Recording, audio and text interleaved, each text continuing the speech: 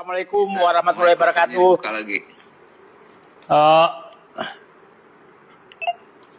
Kehormatan buat saya untuk menyampaikan sebenarnya kegundahan saya, dan Kang Yana membuka peluang ini untuk kita diskusikan. Dan saya sudah menyatakan ini sangat berat karena pasti dilawan, karena penguasa nyata Indonesia sekarang itu adalah oligarki. Yang lain itu hanya dayang-dayang aja, DPR, istana, Trunojoyo, mungkin juga Pejaten. Penguasanya itu ada di PIK 2, penguasa Indonesia sebenarnya. Nah, terus kita mau menggagas untuk membatasi mereka. Saya punya keyakinan bahwa yang menolak pertama itu pasti dari Senayan. Yang menolak pertama, karena mereka lah menikmati hasil karya oligarki. Hasil karya oligarki yang dibagi-bagi. Nah, itu fakta sangat nyata. Kita lihat Kang Yana bahwa adakah suara partai yang berteriak tentang kasus Sumatera? Nggak ada tuh. Ada nggak suara partai yang berteriak tentang pemagaran laut? Nggak ada yang teriak. Adakah partai yang berteriak tentang perambahan hutan? Nggak ada yang berteriak. Karena memang mereka adalah, mohon maaf aja, kacung-kacung oligarki. Kacung-kacung oligarki. Nah, oligarki itu akan bertumbuh subur di negara yang dibangun atas sogokan. Jadi apabila sudah sogokan menjadi budaya, maka oligarki lah yang berkuasa. Ya, kita tahulah bahwa rakyat memilih wakil yang menyogok. Pemimpin akan dipilih oleh yang mau disogok, oleh oligarki. Kemudian penegak hukum akan berpihak kepada yang mau menyogok. Itulah negara kita sekarang. Jadi sekarang ini negara Republik Indonesia sebenarnya negara yang dikelola dengan sogokan. Dalam semua hal, jangan semua hal.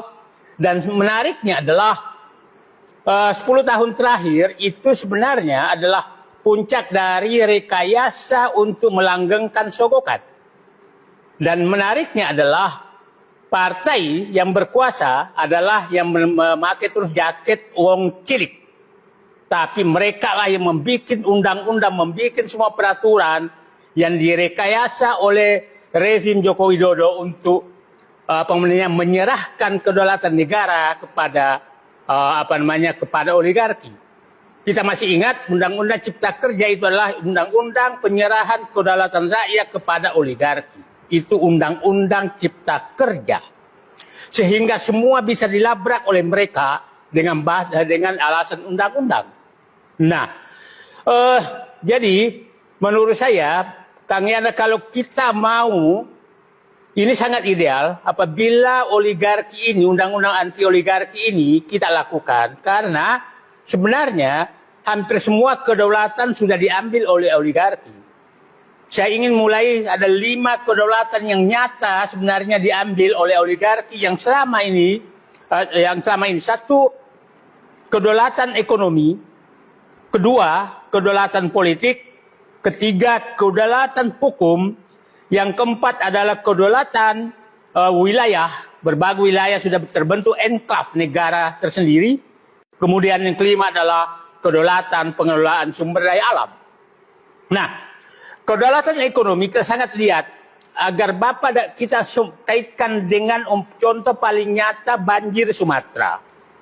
Ingat, hutan Bukit Barisan itu adalah hutan hasil reboisasi. Hutan pinus hasil reboisasi yang dianggarkan oleh APBN, utang dari Bank Dunia. Saat itu, saat oligarki belum diberikan oleh penguasa, itu tempat masyarakat untuk menyadap getah pinus. Setelah pohonnya besar, keluarlah izin HPH kepada oligarki. Nah, setelah pohonnya diambil, mereka kaya raya, kemudian banjir, kemudian APBN lagi yang menanggung. keuntungan mereka digunakan untuk menyogok kiri kanan. Adalah sangat aneh, masih bergempa, toto keluar, Pangdam Bukit Barisan menyatakan tidak ada ditemukan pembalakan hutan di Sumatera Utara. Coba bayangkan TNI Bintang 2 memasang badan, padahal dengan sangat nyata bahwa itu terjadi penggundulan hutan. Nah, di mana-mana seperti itu, itulah ekonomi. Saya ngasih contoh sajalah yang paling sering saya katakan, bagaimana oligarki menguasai ekonomi. Satu, coba lihat Sinarmas, tak apa-apa kita nyebutkan ini. Bapaknya itu Eka Cipta Wijaya tahun 30-an datang ke Makassar menjadi pedagang minyak goreng pakai sepeda ontel. Sekarang hampir semua, mungkin 6-9 juta kebun sawit dikuasai. Kemudian tidak berhenti di situ. Hampir semua oligarki sudah menguasai, masuk menggusur rakyat di kota-kota. Bagi orang yang tahu, Tangerang ini hampir semuanya sudah Sinarmas. Nggak ada lagi. Coba, tiap hari kita lihat. Yang lama di Jakarta, pada saat kita dulu beli mobil, motor itu kita hanya ingat Astra. Sekarang Astra bukan lagi penjual mobil. Dia pekebun, penguasa hutan, dan di mana-mana sudah real estate, Astra Land. Oke. Indofood. Kita tahu Indofood dulu, kita kenal bahwa diberikan semacam monopoli untuk terigu dan produknya oleh Pak Harto. Sekarang itu masuk juga ngambil semua lahan di mana-mana dan real estate. PIK 2 itu adalah grup Antoni Salim. Nah, jadi semua dirambah. Pertanyaan saya, masih adakah harapan Indonesia mengembalikan kembali kedaulatannya? Saya melihat semakin sempit sekarang untuk mengembalikan itu. Dan kita benar tadi apa yang dikatakan, hampir semua tidak ada yang bisa melawan mereka. Anda bisa bayangkan, mantan wakil presiden 2 kali Yusuf Kala, itu direbut tanahnya oleh oligarki. Bayangkan Yusuf Kala yang dibeli. Dan dia berani melawan. Dan apa yang menarik, Kang Yana, adalah coba bayangkan bagaimana oligarki ini merancang kekuasaan. Saya ulangi, ada 3 bintang TNI aktif dan 1 polisi aktif, bintang 2, yang diperintah tanda kutip oleh temannya Lemhanas, yang oligarki itu untuk melakukan eksekusi di tanah Yusuf Kala.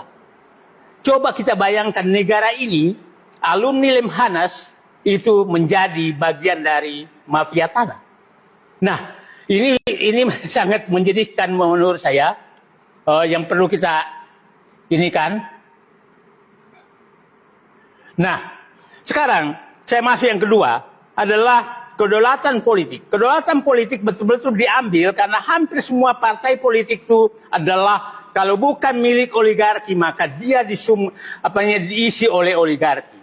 Jadi ini memang sangat-sangat berat menurut saya apa yang terjadi karena lihatlah diamnya partai politik.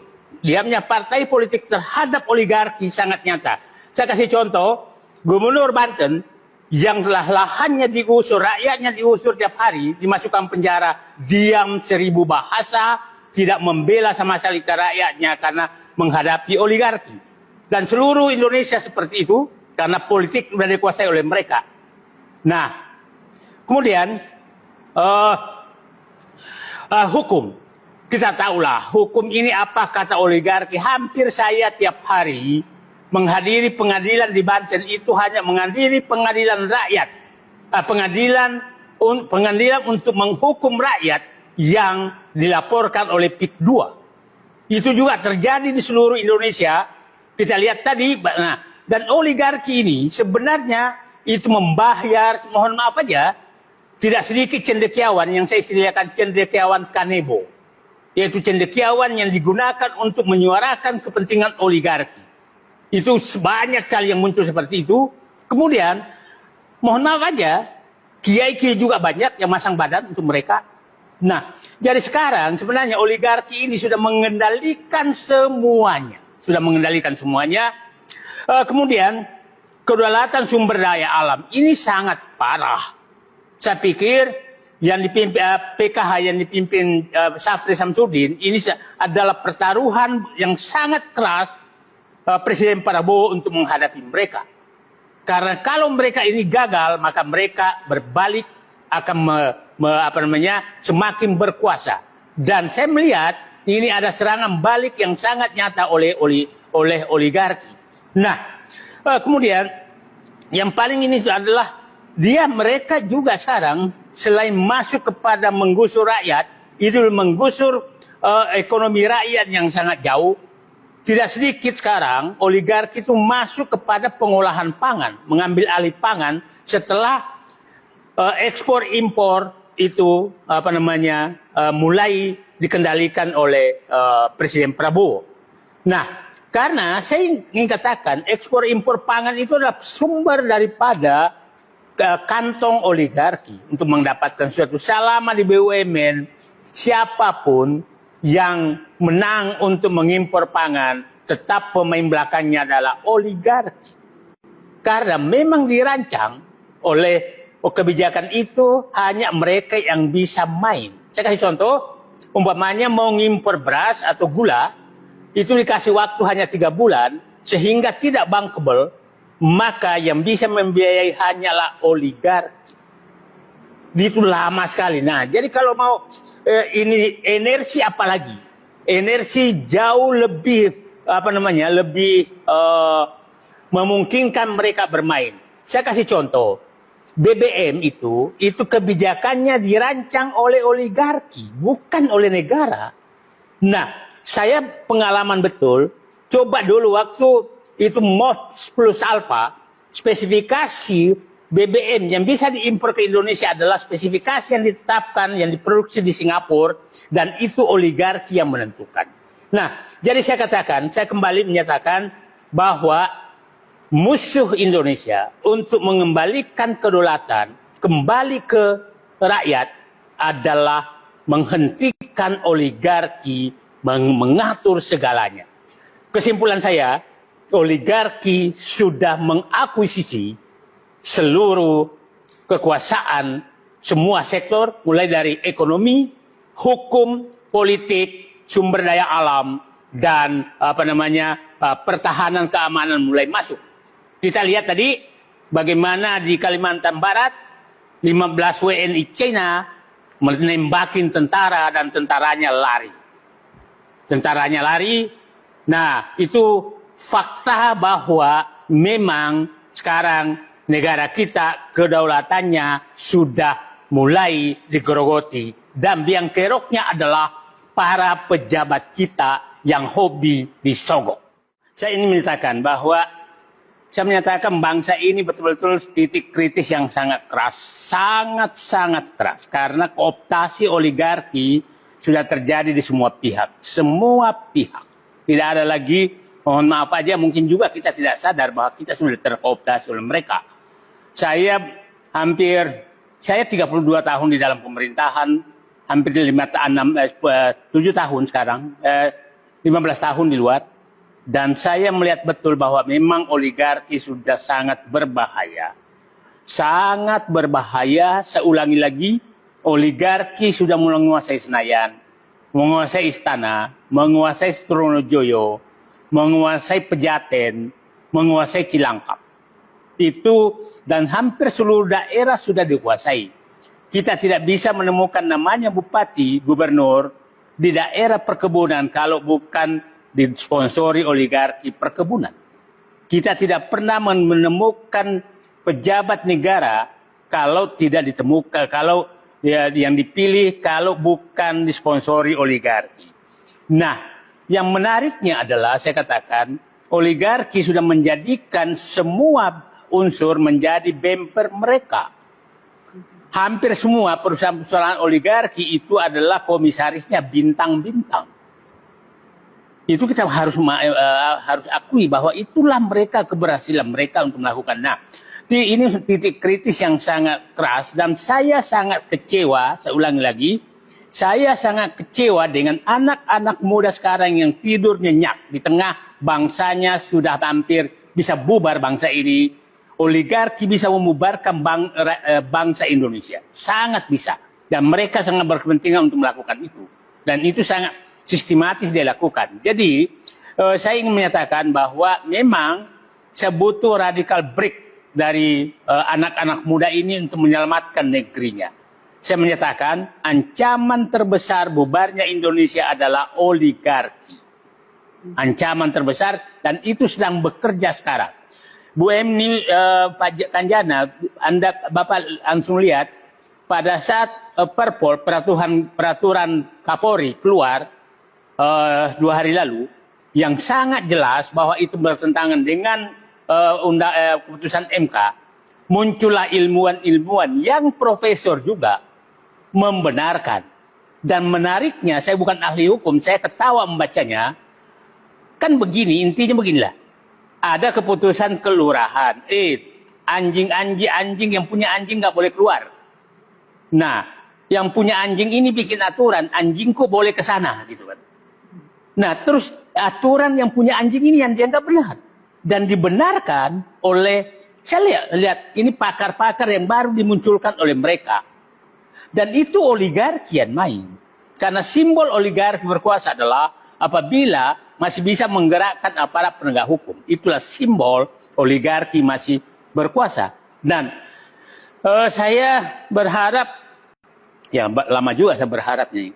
Karena udah hampir lebih setahun Pak Prabowo belum mengambil sikap. Dan yang paling bahaya adalah bahwa oligarki kalau dia tidak bisa dilepaskan dari pengendalian aparat hukum, maka oligarki akan masuk lagi ke politik, akan melanjutkan lagi perombakan sumber daya alam, akan mengkooptasi semua apapun dari ke negara ini. Jadi selama Presiden Prabowo belum bisa memutus rantai oligarki, mengendalikan penegak hukum, maka saya ingin menyatakan bahwa ini akan sulit melakukan perbaikan di negeri ini. Saya ulangi lagi bahwa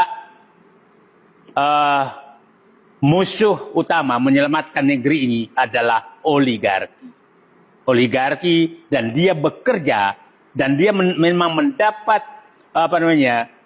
posisi yang sangat strategis dan kesempatan yang sangat baik adalah pada saat Presiden Joko Widodo. Dan mereka berkeinginan sama sekali, karena sepertinya Pak Prabowo tidak sepenuhnya sejalan dengan itu, maka tetap berharap dari kekuatan Joko Widodo yang masih ada dalam kabinet untuk melanggengkan untuk meneruskan kenikmatan yang diperoleh selama rezim Joko Widodo.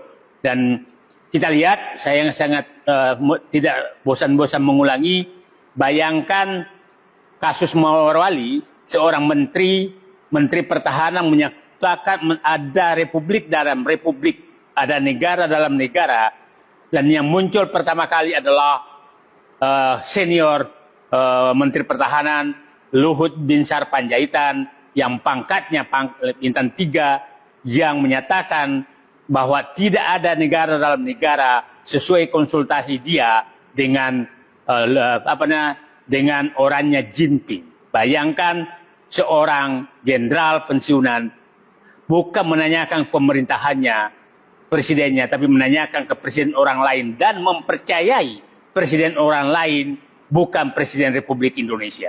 Dan saya pikir tidak sedikit orang seperti itu sekarang sebagai alat oligarki untuk menggerogoti negara. Saya sangat setuju tadi itu bahwa perlu juga kita menegakkan sanksi-sanksi sosial di antara kita. Karena mohon maaf aja, jaket Kahmi ini kadang-kadang dipakai oleh semua orang. Nah, gampang sekali dipakai. Bahkan ada yang menjadi pedagangnya. Jadi pedagangnya itu maksudnya jelas-jelas moralnya jauh sekali dari perjuangan teman-teman HMI, tapi dilindungi seakan-akan dia juga HMI. Jadi menurut saya sanksi sosial seperti ini perlu juga lah. Ya, saya senang sekali kalau Kahmi atau HMI sudah bisa menyatakan kami bukan seperti dia.